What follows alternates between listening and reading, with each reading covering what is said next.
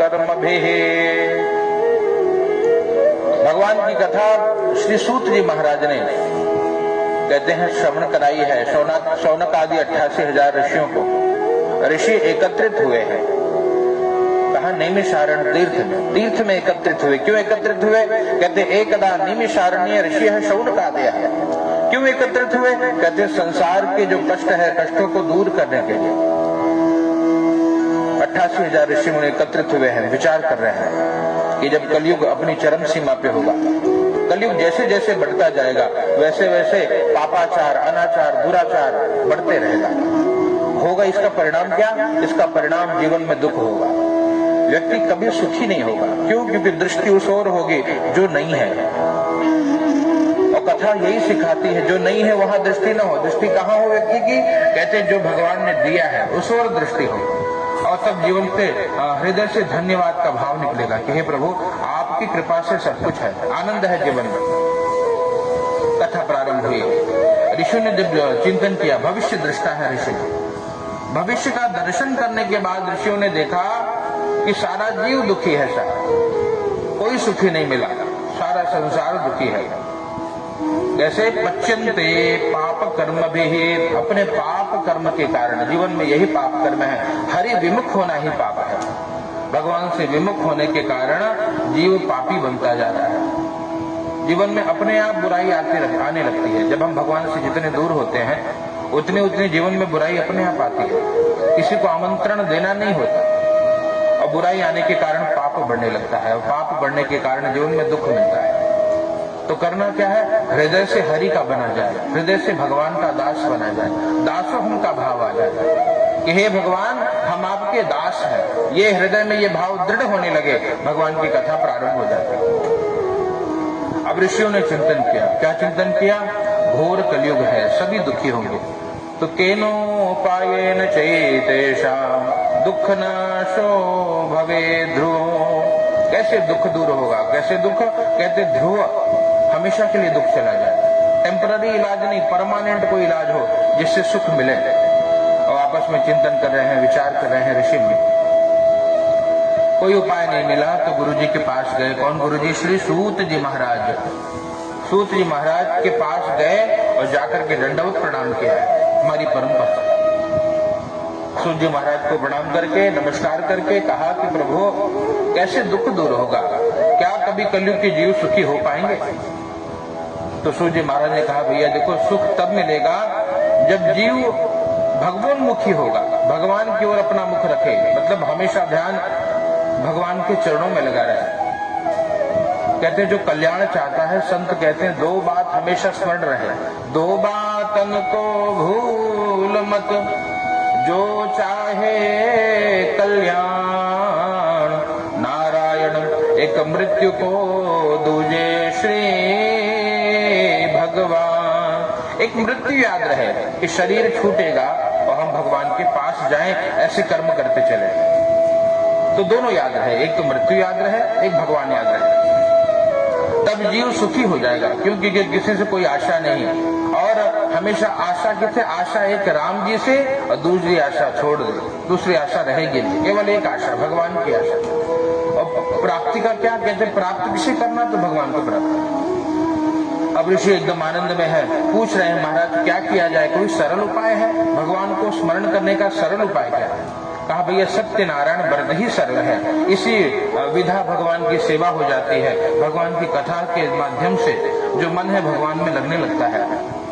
और तीसरी बात क्या? तो कहते हैं तीसरी बात ये कि भगवान की, व्यक्ति की दृष्टि भगवान की ओर हो जाती है। ज्ञान व्यापी जो मस्जिद है, देखो नंदी बाबा प्रतीक्षा में है कि भोले बाबा बाहर निकले, और बड़े सुखद समाचार मिला कि वहां नंदी बाबा भोले बाबा मिल गए, है ना?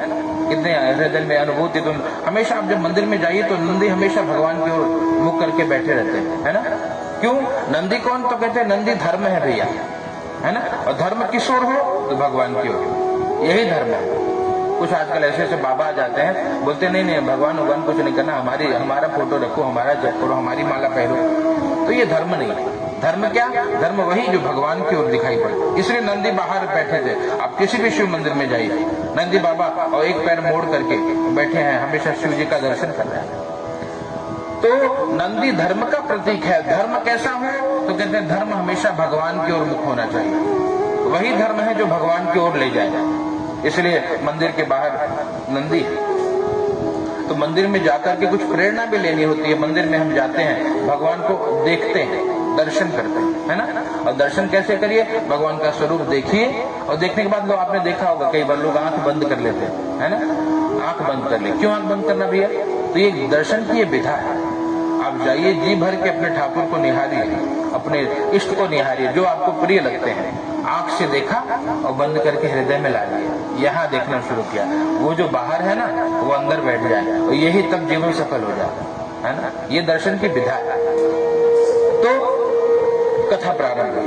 तो दर्शन इस प्रकार है कि हमेशा जाइए तो हृदय में ठाकुर जी को बैठाइए। हनुमान चालीसा में अंत में गोस्वामी तुलसीदास जी महाराज लिखते हैं कि राम लखन सीता सहित हृदय बसों सुरभूप। हे भगवान, आप आकर, हे हनुमान जी महाराज अकेले भी मत आइए। किसके साथ आइए? तो राम लखन सीता सहित। हनुमान जी गुरु हैं, इसलिए अंत में लिखे हैं जय जय जय हनुमान गोसाई और कृपा करहु गुरुदेव की, है ना।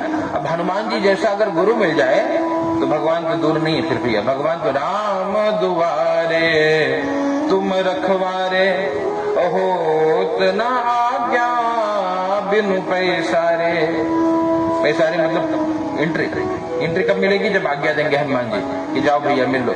जब आप, जैसे अभी नीचे हम आए बिल्डिंग में आके, तो वॉचमैन अगर एंट्री नहीं देगा तो हम ऊपर जा नहीं सकते। वो बोलेगा नहीं नहीं रुको रुको, एंट्री करो, देखो क्या नाम पता तुम्हारा है, तो नाम पता मोबाइल नंबर कुल लेगा, तब बोलेगा जाओ ऊपर। ऐसे हनुमान जी हैं, बाहर एकदम खड़े रहते हैं। मंदिर में जाइए और बाहर खड़े होकर क्या, हनुमान जी से जब आप अनुमति लोगे कि जाऊं भगवान का दर्शन करो, और वो जब वो परमिशन दे देंगे तब जाकर के राम जी का दर्शन मिलेगा। इसीलिए जीवन में गुरु चाहिए। गुरु बिन भव निधि। और गुरु भी कौन? जो संसार दे, वो गुरु नहीं, जो बोले भैया छोड़ दो बाबा, क्या करो? भजन। एकदम आनंद में रहो, हर क्षण को जो मुस्कुरा करके जी ले रहा है वही तो सफल है साहब। बाकी संसार में जितना भी संसार मिल जाए, जीव दुखी ही है। और अपना क्या, जितना हमने हंसकर समय बिता लिया, जितना हम आनंदित रहे जीवन में, वो समय हमारा हो गया। बाकी दुखी जीव कहते भैया वो किसी का नहीं होता, है ना। वो अपने पति पत्नी भी एक दूसरे का चेहरा नहीं देखना चाहेगा, दुखी रहे और मुस्कुराते रहे। तो बोले नहीं नहीं नहीं, तुम अगर साथ देने का वादा करो तो क्या है आगे, तो गीत है ना, मैं यूं ही मस्त नगमे सुनाता रहा, है ना। ये प्रेम की पंक्तियां हैं हमारे यहाँ शास्त्र। प्रेम का भी एक शास्त्र है। और प्रेम कौन? तो कहते हैं प्रेम परमात्मा है भैया। जिसने प्रेम को जान लिया तो भगवान को जान लिया, फिर हर जीव से प्रेम करेगा, है ना। एक से नहीं करे, सबसे प्रेम होगा। सब तो अपने हैं, सब में हमारे भगवान, है ना। तब प्रेम की विशुद्ध अवस्था प्रारंभ होगी और तब जीव वो पा जाएगा जो पाने आया है। तो कथा ऐसे ही प्रारंभ हुई है। अब यहाँ पे सूर्य महाराज को कहा कि प्रभु क्या किया जाए, जीवन में सुखी कैसे हुआ जाए, कोई उपाय? क्या संसार सुख देगा? तो सूर्य महाराज ने कहा नहीं भैया, संसार कभी सुख नहीं देगा।